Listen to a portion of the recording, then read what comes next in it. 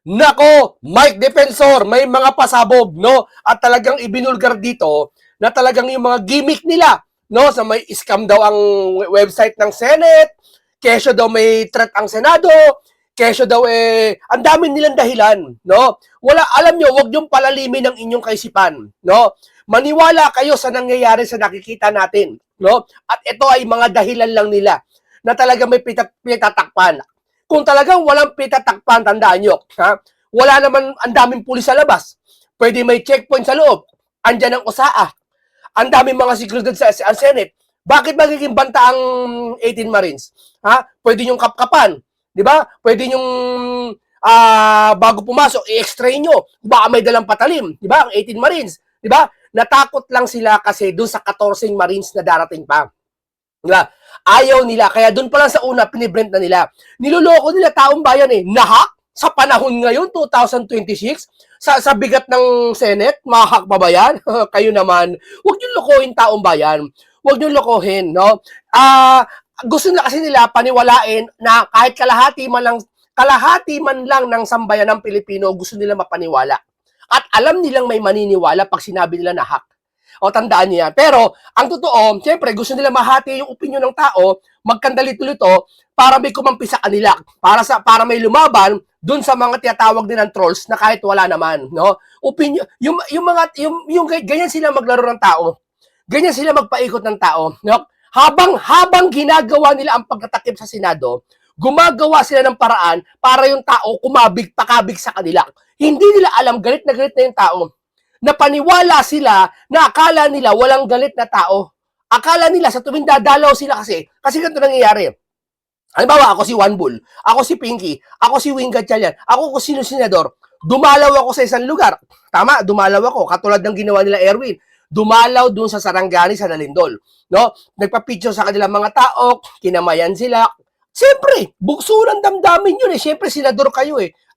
Parang nakakita sila ng artista, nakakita sila ng sikat na controversial na tao, pero iba yung kalooban noon, hindi pabor sa inyo, di ba? Maski ako eh, pag nakita kita, pwede akong makisyoso sa iyo eh, makigulo sa inyo eh. Ay, ito pala yung tsura ni Erwin, no? Ito pala.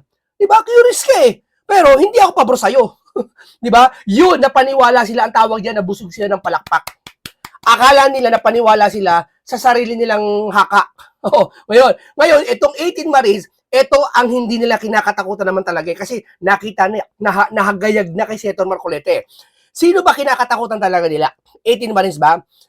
Nahak kuno, no? Yung gulo sa Senado, may threat kuno, scam pala. Di ba? Sino kinakatakutan nila? Yung 14 Marines ang kinakatakutan nila lalabas. Doon sila tarantan-taranta. Kasi yung 18 Marines na yan, pwedeng paano lang yan eh, pahapyaw. Sabihin natin, pahapyaw lang yung 18 Marines na yan. Kumbaga, yan lang yung nag-deliver, yan lang yung nakasaksi, yan lang yung naghahakot ng maleta, yun lang, maaring kwento nila. Pero yung 14 Marines, at sisigurado ko, nasa inner. Kumbaga sa isang opisina, yung 18 Marines nasa labas lang. Yung 40 nasa loob. Gets nyo? Kumbaga sa City Hall, ang mga empleyado nasa field, yung 18 Marines. At yung nasa loob, yun yung nag-oopisina. Di ba? At yun nakakaalam ng marami. Kaya takot at takot sila. At takot sila na may maharap si Danting Marcoleta na tatlo. Di ba sabi niya, tatlo ata? Hindi ko alam, isa tatlo.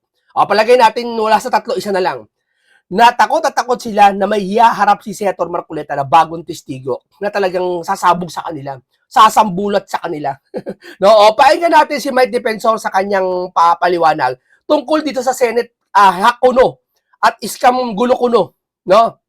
Kita namin meron dapat gaganapin na hearing ng totoong Senate Blue Ribbon Committee ni Senator Cayetano and Senator Pia Cayetano at Subcommittee Chairman Marcoleta. Bakit po hindi natuloy yan? Kasi ina-anticipate po ng tao yan eh. Sabi nila meron daw bukod dun sa 18 na Marines, 18 Marines tinasabi nila dito, yes. 18 basurero, kargador. Regardless, para sa atin, magigiting na mga Marines ito, nagsilbi ito sa bayang Pilipinas. Durimos, may nagsabi isa hindi ko alam, nasa serbisyo siya, nasa serbisyo. Ilan naman nagsabi. Sabi wag daw tawagin Marines, kasi discharge daw. Talaga ba? 'Di ba? Ngayon na nakaimbento sila ng ganyan, no? Na para gusto nila kasi ipawalang bisa yung pagkatao mismo ng Marines para hindi paniwalaan ng sambayan ng Pilipino. Hindi siya naniniwala dyan sa 18 Marines. Hindi kayo naniniwala sige. Palagay nyo hindi kayo naniniwala bakit ayaw nyo magpatanong? Sige nga, sige. 100%, 1,000,000% hindi naniniwala sa 18 Marines. Sige. Sakyan namin. Hindi kami naniniwala din sa 18 Marines. Hindi pala paniwala 18 Marines, bakit nagpatawag ng mga taong hiyaharap sa 18 Marines katulad ni Martin, katulad ng mga pinangalanak na kontraktor, bakit ayaw nyo humarap? Ba't ayaw nyo linisin ang pangalan nyo? Ba't ayaw nyo humarap? Natawa. Tignan mo palusot ni Erwin. Baka may nagsabi kasi, hindi kasi ayaw humarap ng 18 Marine nasa opisina ni Robin Padilla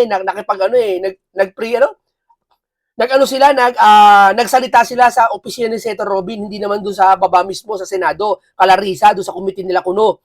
'Di ba? Hindi po, ito totoong kwento. Kinento ni Mike, panoorin nyo. Bukod sa 18, meron pa daw 14 na susulpot. Hindi po natuloy. Ano po ang balita dyan, Kong Mike? Tama, Boss Dada, kagulat-gulat yung nangyari dahil nung nagkaroon ng hearing nung una, nagsalita yung ating 18 na mga kasundaluhan, 14 dyan yung Marines. Matapos noon, nagpatawag si Senator Erwin Tulfo.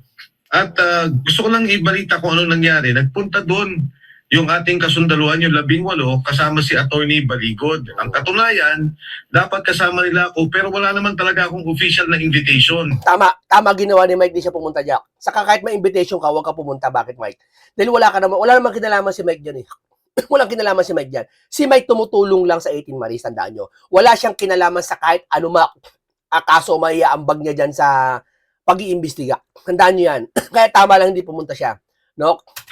Ngayon, nag-coordinate kami dahil ang sabi ni Attorney Baligod, kung maaari, bago sana kami pumunta sa hearing na yon, ay pumunta muna kami sa miyembro ng totoong Blue Ribbon Committee na pinapangunahan ni Senator Pia Cayetano at ni Senator Dante Marcoleta.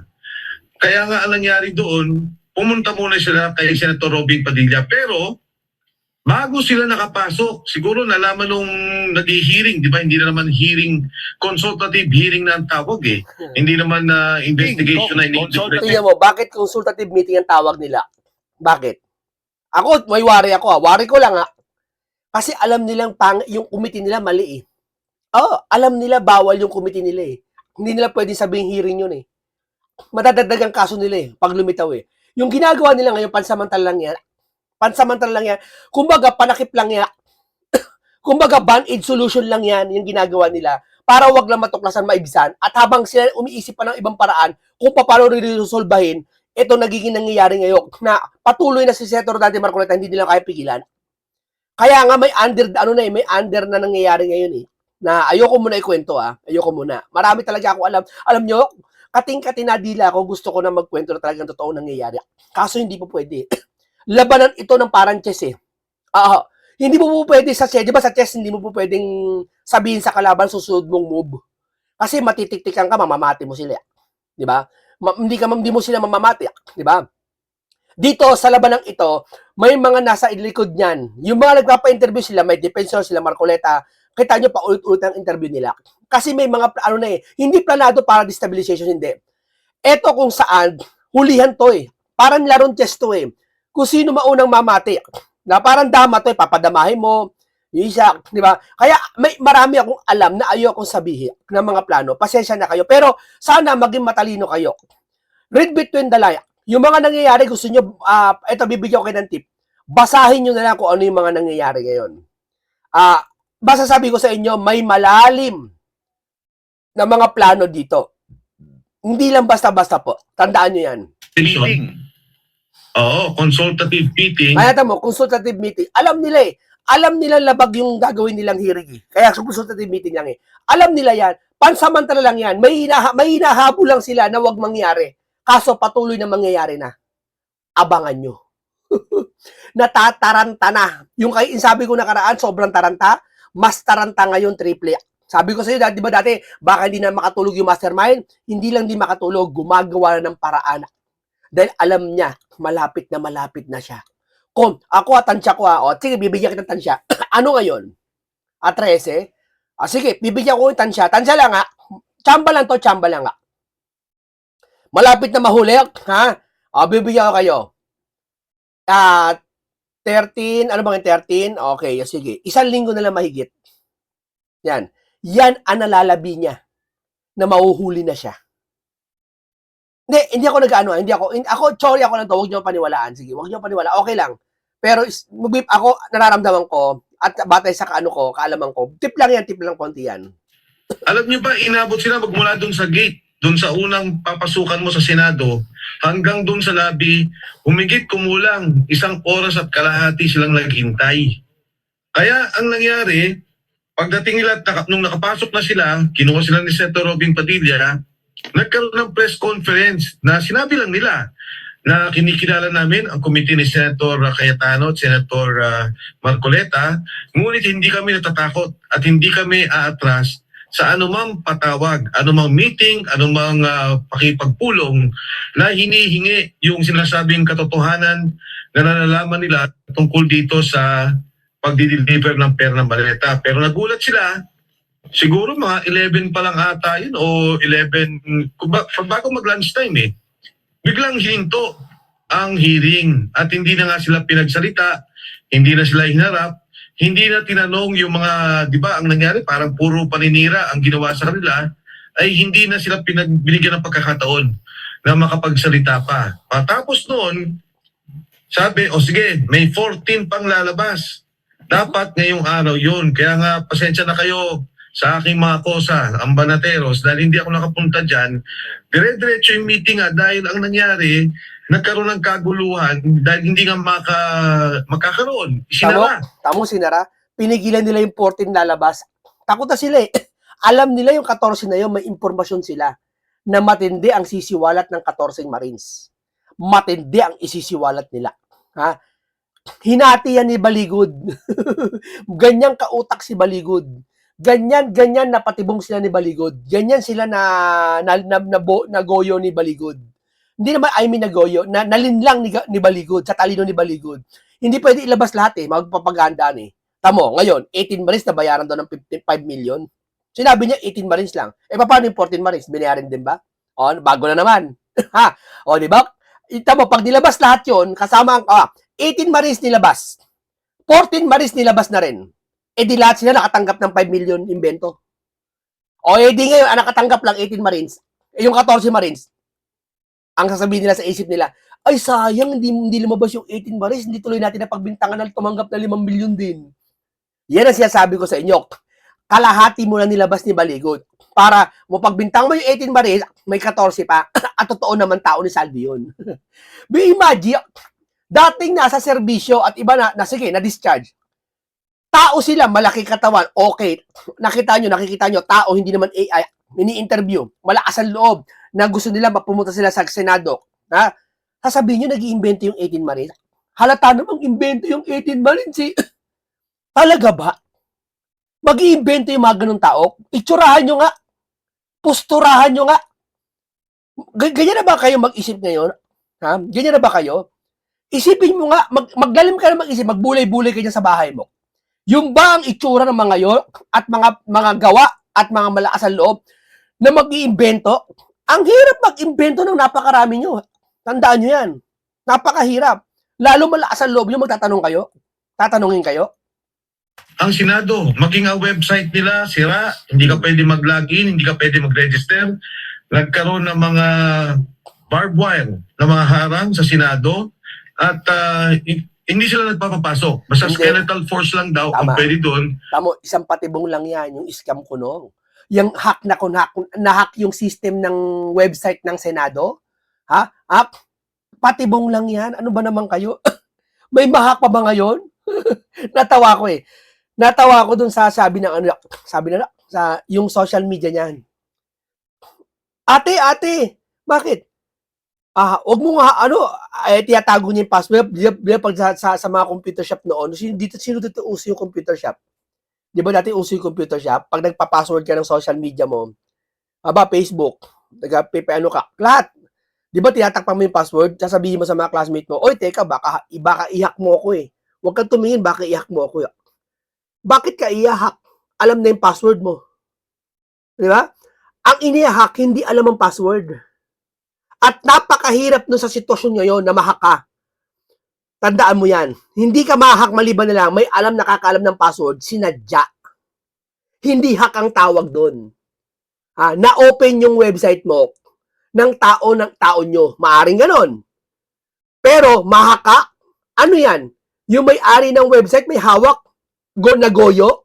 Malamang may-ari ng website, hindi ordinaryong trabaho lang. Malamang IT expert o kaya marunong sa computer at alam niya ang OTP. Alam niya ang OTP. Tandaan nyo? Kaya, ang ginugoyo nila dito, yung mga hindi mahilig sa cellphone. Lahat naman ng tao yata mahilig sa cellphone. Alam nila yung OTP. Di ba? Kahit anong gawin mo, huwag kang mag-share ng OTP. Yung one-time PIN. O kaya may notification sa'yo. Tapos sabi mo, na-hack ka. Di ba? Hindi po pwede mangyari yun. Meron, may possible. Pero hindi ganun sa sitwasyon ngayon. Huwag nga kayo. Ginawalan nila kasi patibong yan. Para lumalabas, maniwala lahat ng tao, totoo nga, ganyan talaga ang Marines. Hinak nila para wala makapasok, tapos sa Senado, naka-lockdown din lahat, para kapanipaniwala na talaga merong kakaibang lumalabas na masama para sa Senado. At yung 18 Marines ang pagbibintangan, yun ang gusto nila ituro. At yun ang tinuturo nila. Di ba? At walang hearing na magaganap sa Senado, kaya po hindi natuloy yung 14 na dapat na magsasalita pa. Kung Mike, naniniwala ba kayo na nahack talaga yung system ng Senado?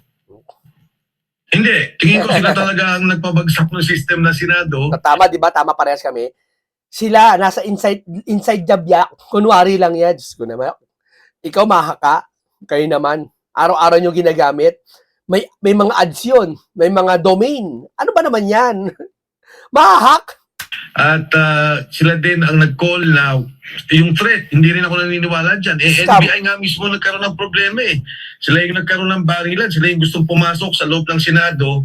At ngayon sinasabi sa kanila daw nanggaling na may threat.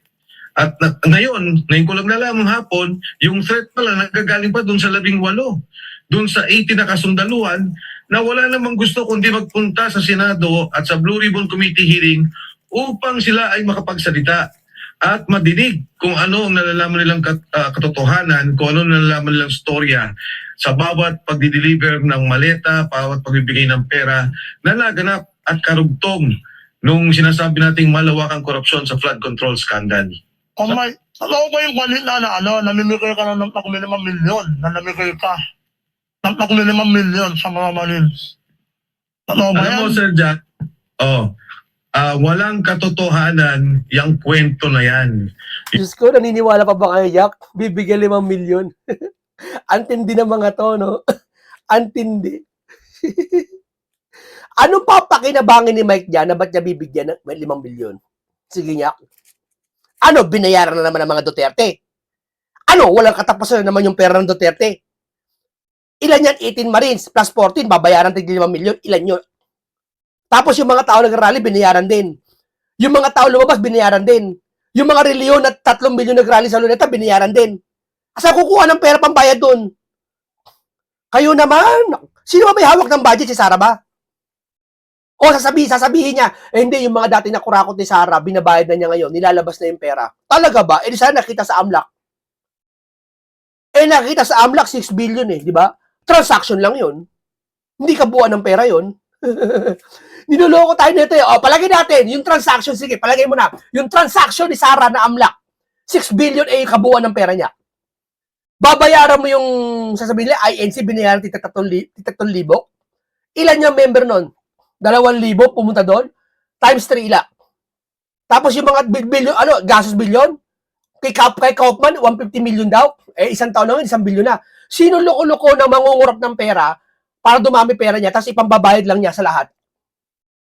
Walang ganun. Kaya nga ako nangurakot para marami akong pera, para masaya ako, para marami ako mapupuntahan, marami akong mabibili, lahat nasa akin. Tama? Hindi ka, kung si Sara man nangurakot at may 6 billion siya, hindi niya gagawin para magbayad lahat yan. Di ba? Ibig sabihin, hindi totoo. Hindi totoo. Palagi natin pera ni Mike binayad siya. 5 million times 10 mo ilan? Sa 10 Marines na lang ilan? 5 million. Ilan? 5, 10, 15, 20, 25, 30, 35, 40, 45, 50, 50 million. Eh, 18 Marines yun. Kulang-kulang 100 million. Saan kukuha si Mike ng 100 million? Kasama 14 Marines pa. Yung pagkain, yung travel. Saan kukuha si Mike niyan? Ibig sabihin, sino? Oh, sige. Naggumastos si Mike para may kapalit. May pander si Mike. Sino pander ni Mike? Sino loko-loko kukuha ngayon? Gagasto sa 100 million, di babay sa kanya 100 million. Wala niyan. Ni si Chabit niya, di makapaglabas ng pera eh. Nang marami. Tama lang yung napapakain siya sa mga sa mga pag may rally, napapakain siya, yun lang eh. Di ba? Ni si Pacquiao nga, di makapaglabas ng ganyan sa tutulong eh. Di ba gets nyo? Sino? Kayo mag-isip naman tayo minsan. Yung mga sundalo natin, lumabas yan, nauna si Gutesa, na gusto rin nilang at pinabago nila yung affidavit, sinasabi daw, inoperan ko ng pera kasama si Senator Marcoleta. Walang katotohanan yung 5 million na yan dahil yung mga sundalong yan gusto lang magsalita ng katotohanan kung ano ang alam nila sa flood control scandal. Yung pinagbatayan nila ngayon na bagong affidavit, yung kinikwento ni Attorney Melvin Matibag, ay kwento lang sa kanya na nanggaling din sa kwento daw ng isa doon sa mga marino. So dalawang beses na kwentuhan to. May audio doon narinig daw, may pakita audio. Chismoso. Makikinig pa, kala mo eh. Alam mo kasi minsan, pag sa restaurant, kami nagkukwentuhan kami mga barkada, mga vlogger, nagkukwentuhan kami. Minsan kwentuhan casual eh. Na, paano yan? Pag binayaran kang ganyan, papayag ka. Alam mo yung mga ganong kwentuhan, ba ikaw tol, vlogger ka, may nag-alok na ba sa'yo ng bayad? Ay, wala pa sa akin tol eh. Eh, kay Banat Bay daw meron eh. Ganun. Isa-isa meron daw eh. 5 million daw alok ng bayad sa kanya para bumalitad lang daw eh. Pag yung kwentuhan na yun, narinig mo sa iba, ipinarinig mo sa iba audio, sasabihin, ay talaga nagkukwentuhan sila tungkol sa ano bayaran. Kasi nakikichismis ka lang. Kaya yun napapakinggan mo, binibigyan mo ng kahulugan. Huwag kang makichismis. Alamin mo sa tao kung ano yung pinagkwentuhan. Sabi ko kasi walang pinagkaibento sa kapitbahay. Alam ba, sabi ng kapitbahay yun, nakikinig ka lang eh. Chismoso ka eh. Sabi ng asawa ko, maghiwalay na tayo! Ayoko na! Hiwalay na kita! Narinig mo siya tang hiwalay na kita. Yun, pumunta ka sa baryo, pinamalita mo. Uy, hihiwalayan daw si Juan ni Marisa, hihiwalayan daw. Oo, hiwalay na sila. Pinamalita mo, hiwalay na sila. Samantalang narinig mo, maghihiwalay lang pala. Hindi naman pala, galit lang pala narinig mo. Gets mo? Yun yung sasabi ko sa'yo. Iba na ang dating pag kinento mo sa iba. Si Matibag yata, kinento lang yata sa kanya. Nakichismis lang, hindi alam ang detalye yata. Gets nyo? Di ba? At yung sinasabing 5 billion na nga daw, nag-offer daw at ito pa lang daw nabigay. Wala pong katotohanan yan. Ang mga kasundaluhan natin, sila pa nga ang nag-offer ng pera. Biri mo, 5 million pa lang daw ibigay. Ibig sabihin, may paano pa. 5 million, sabihin maliit yun. Minimum yun. Liit eh. 5 million eh. Ibig sabihin, kalahati yun, 10 million. Kasi kung 7 million yun, hindi ibibigay 5 million. Ibibigay 2 million lang muna. Tama? So, ibig sabihin, kaya 5 million ang binigay muna, mas malaki yung pangalawa. Maaring kalahati o mas malaki. O palagay natin kalahati, di 10 million. O 5 million muna yung kalahati Saan kukuha ng 200 million mahigit tong mga to para pambayad sa Marines? Saan kukuha? Sino ba may hawak ng budget? Sino pumipirma ng budget? Sige nga, saan kukuha ng pera yan? Sinong loko-lokong politiko na nangurakot dati at ngayon pinamimigay niya pera niya? Sino? Wala niyan. Kahit sa palabas, kahit sa panaginip, di nangyayari yan. Sila pa ang nagbibigay ng pera para papirmahin yung mga sundalo. Pero yung mga taong yan, hindi na yan babaliktad. Dahil sila, nagulat sila nung nakita nila yung nagkakaroon ng investigasyon na bilyon-bilyon yung pera at yung palang binibitbit nilang pera ay doon na lang galing. Kasi alam nyo, si Saldico, bago pa man tong hearing na to, isang kontraktor. Kaya yung mga nagtrabaho kay Saldico nung araw, meron namang sinasabi sila, no? Nag-deliver dito, nag-deliver. Sabi na, nung nakita ko namin yung Committee on Appropriations, nung siya ang maging tagapangulo, doon ko namin nakita ang grabing delivery 3 times a week. Mali-maletang pera. Grabe. Kaya wag naman po nilang masyadong maliitin yung ating mga kasundaluhan na sinasabi nila kargador, maleta boys, at ngayon nagsasalita dahil sa pera. Meron pa rin mga tao na nagmamahal sa bansa. meron pa rin tao na nagmamahal sa kinabukasan ng Pilipino. At kayo mga banateros, isa kayo dyan. Alam ko, sunod-sunod ang kaso nyo, ginigipit kayo, iniipit kayo. Pero patuloy pa rin kayo nagsasalita para sa katotohanan at para sa korupsyon. Nalabanan natin at pagbayarin natin yung mga nagnakaw, ikulong yung mga dapat ikulong nagnakaw sa kaban ng bayan. Yun nga ako, Mike, inom na ako nawa di ba? Kasi ilang beses ka na namin nakasama. Kahit 1,000, di mo kayo naabutan Nagtatampo pala eh. Kuripot pala to. Kuripot sa Mike, kaya hindi ako naniniwala kay Matibag. Nagbilit ka naman ni Mike na ng 5 milyon. Sir Jack, inoperang kita nung ice cream nung hindi pala kita nakita sa Senado. Nakita mo sa labas, alam mo kalianan na. Parang iniwasan ka eh, kasi mukhang manghihingi ka eh. Mamihili ako, niwasan mo lang ako, Mike. Yung ano ba, akong Mike, yung sinasabi ni Matibag, may ebidensyang pinapakita. May ebidensya ba siyang nilabas? O chismis Yun lang? nga, Kosan, nakita ko yung affidavit, Kosan J. Ang nangyari kasi nung sa Senado, binanggit ni Senate President Alan Peter Cayetano, sabi niya, may sinasabi, sabi niya si Attorney Marites Matibag na nag-offer daw ng 5 billion si Mike Defensor. Sinenyasan niya ako, sabi niya, gusto mong umubo. Sabi niya, pagsalitain natin si Mike. Tapos pinagsalita na yung mga sundalo, na yung isa pa nga, naiyak na doon, yung binanggit ko yan, no, na may sakit yung anak ng isa, may kaso yung tatay ng isa. Tapos biglang si Sergeant Manalansan, sabi niya, kung may pera ako, napagumot ko sana yung kapatid ko may cancer. So biglang nag-iba na yung topic. Nung nakita ko na yung affidavit, ang nakalagay doon, meron daw isang tao nakausap na nagsabi sa kanila, nakausap daw yung isang marino na sinabi daw nga na by 5 million. Kaya kung titingnan mo, kung sila magpa-file ng kaso ang NBI o kung sino man, kinuwento sa kanila nang may nagkwento sa kanila, doble. Na talagang nakakagulat nga, sabi ko, sayang naman tong NBI. Sana ginagamit nila yung kanilang poder, ginagamit nila yung kanilang mga agents. Ano-ano ba yung sinabi? Nag-deliver kami kay Martin Romualdez. Sana kunin nila yung security log nung subdivision na yon. Kunin nila yung mga CCTV. Di ba sabi, nagkaroon ng investigasyon. Ang ICI, dinadala namin sa Maida, sa Raffles. Sana kunin nila yon. Tingnan nila yon. Tapos meron doon na yung mayordoma ni Speaker Martin, nandun. Nandoon din yung may isang tao doon na nag-aayos ng maleta, may video, bayo ni Speaker Martin. Sana ito yung mga bagay na Bakit hindi nila kunin yung kahit kailan? Wala pa ako nakitang just investigasyon ng Blue Ribbon na ni Pinky na kinuha yung CCTV na talaga may di-deliver ng pera. May logbook yun eh. Hindi naman pwede itapon yun eh. Ganyan kakapal logbook oh. Kapag ba yung gwardiya, pag lalo mamahaling subdivision, agwado o anumang subdivision yan, yung logbook na yan, pag napuno, itatapon na ng gwardiya. Hindi Lalo pag agency yung gwardiya, hindi tatapon yun, mahalaga yun.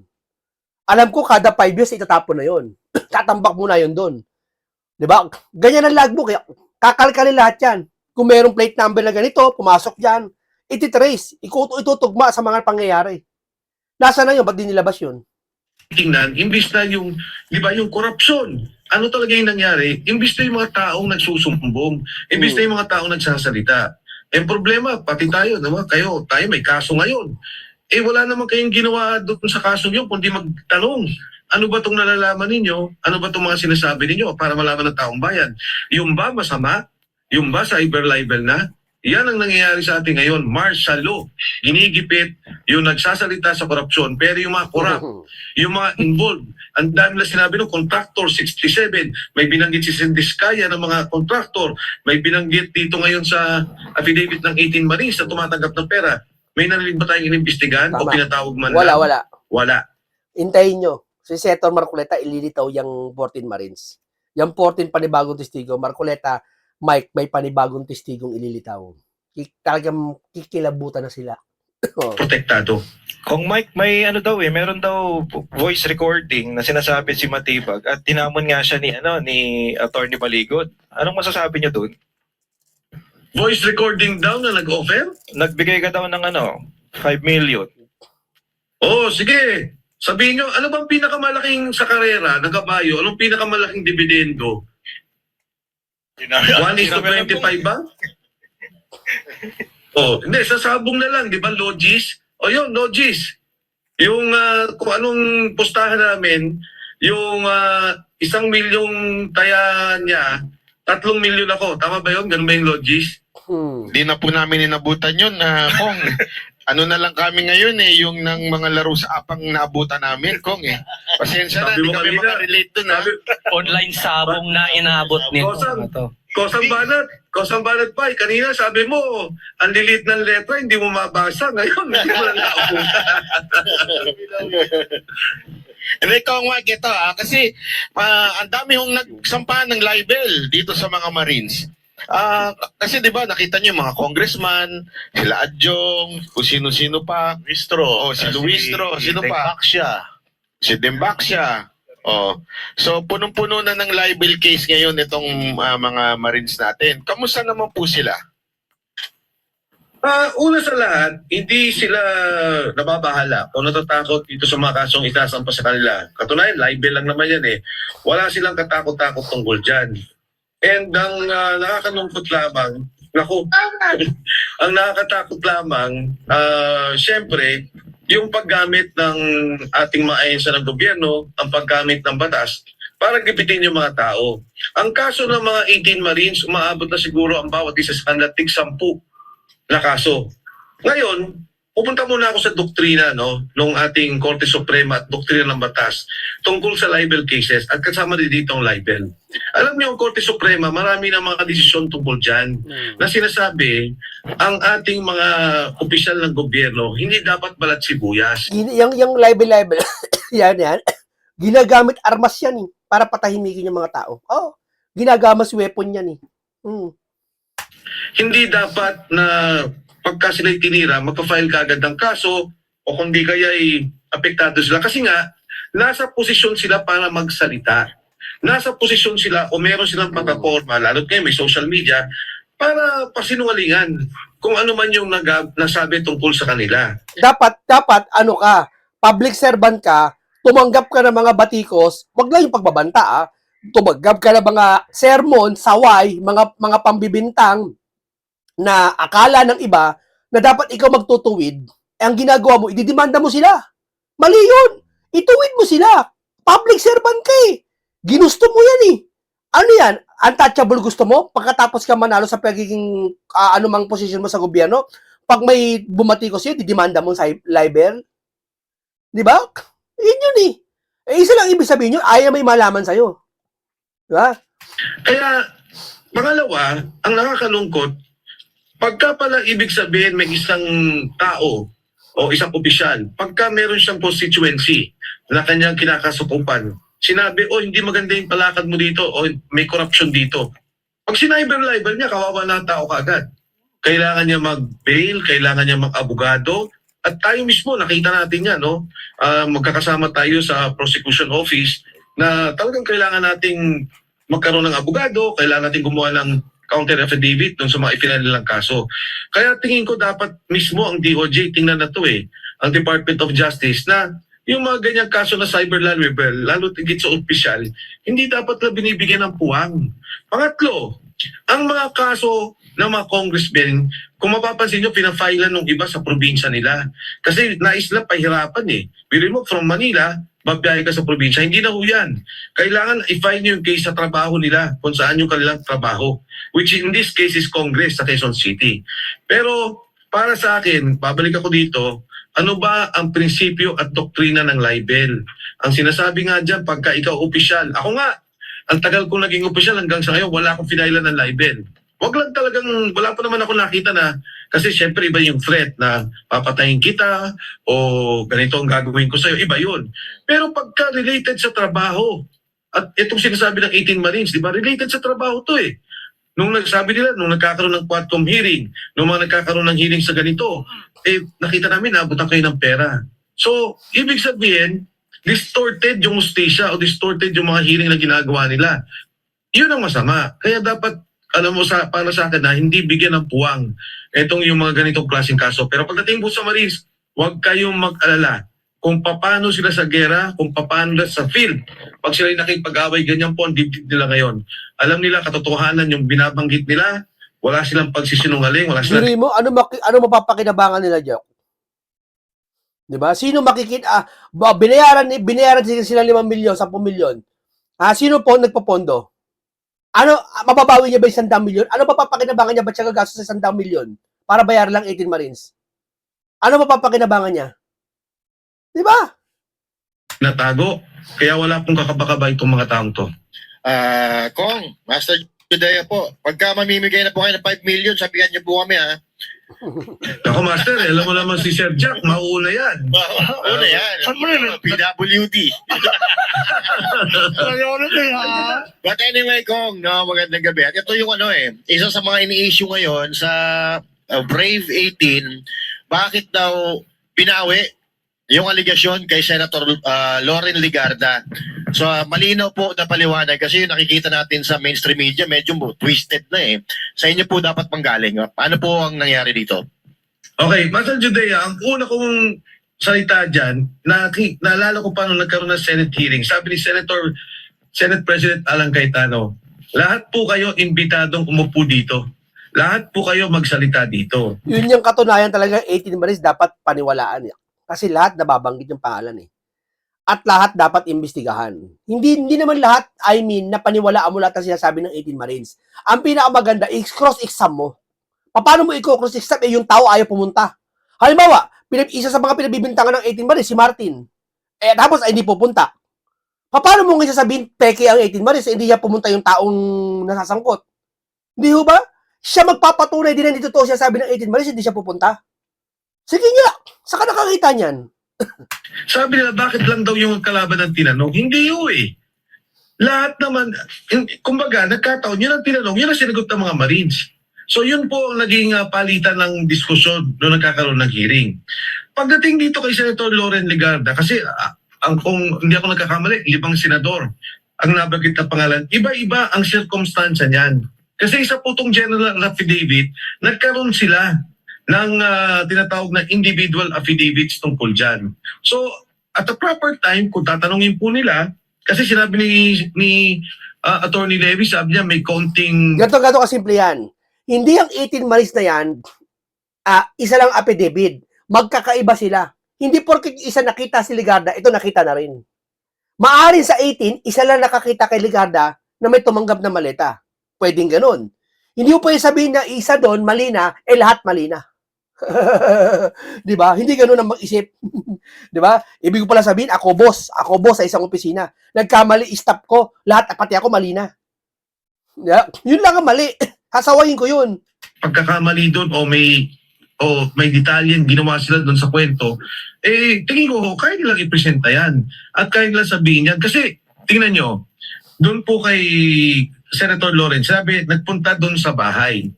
And then, nagkaroon ng, later on, nung Marso pa, dahil alam niyo naman, kaibigan ko si Kong Lian, ano ba ang nangyari dyan? Ano ba yung naging detalye dyan? So, nagkaroon ng pag-uusap tungkol dyan doon sa mismong individual affidavits. To be fair to Kong Lian, hindi niya in-influensyan, wala siyang sinabi tungkol dyan, at matuwid yung pakikitungo ni Kong Lian. No? Hanggang sa ngayon, kahit na po may mga pagkilos, tumutulong po yan, nasa likod po namin yan. Alam niya na yung 18 Marines na banggit yung kanyang ina, wala ka pong narinig na salita dyan. Parehas lang, alam niya kasi gusto niya maimbestigahan lahat. Di ba? Okay, maraming salamat ang ganito lang po. Napatunayan natin talaga na may ilalabas na 814 Marines pa ni Senator Marcoleta. Bagong testigo ni Mike at ni Marcoleta. Hindi si Mike, ni Marcoleta, ilalabas na, ililitaw na. Yari ngayon sila lahat dyan. No? Okay, isang makabuluhan talakay na naman. Isang komentaryong punong-puno ng karunong at kaalaman. Isang masustansyang pag-uusap at marami kayong matututunan na naman. No? Ingat lagi kayo. Paalam po sa inyong lahat.